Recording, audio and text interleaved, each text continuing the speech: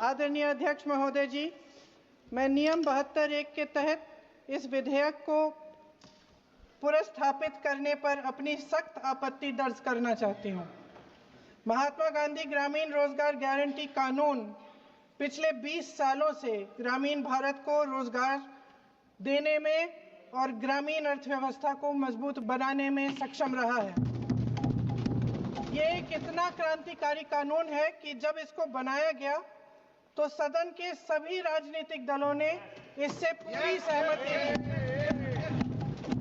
इसके द्वारा 100 दिन का रोजगार इस देश के गरीब से गरीब लोगों को मिलता है, हमारे गरीब से गरीब भाई बहनों को। हम सब जनप्रतिनिधि हैं महोदय, जब हम अपने अपने क्षेत्रों में जाते हैं, आप भी जानते हैं, दूर दूर से हमें दिख जाता है कि मनरेगा का कौन मजदूर है।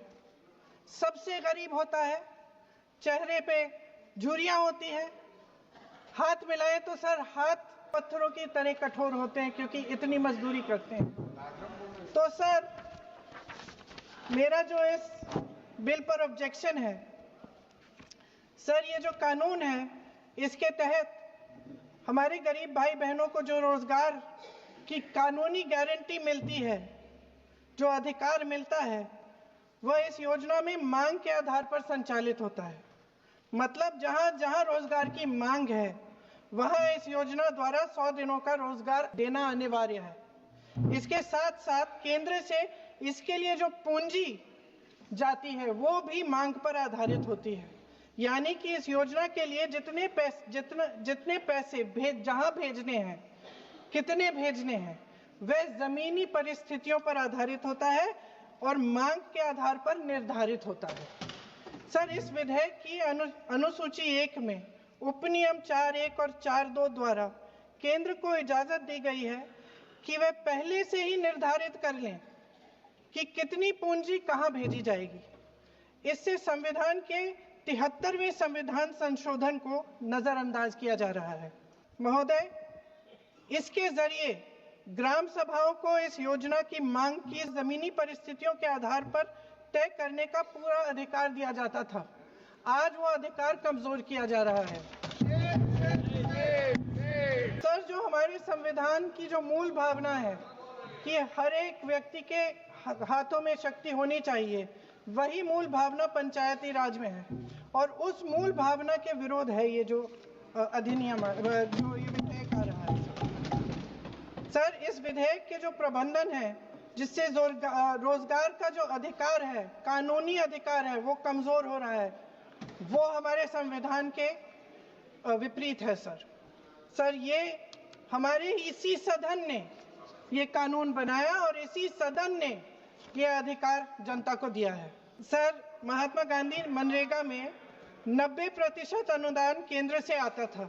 इस विधेयक द्वारा ज्यादातर प्रदेशों में अब 60% आएगा, इसको घटाया गया है। ओके।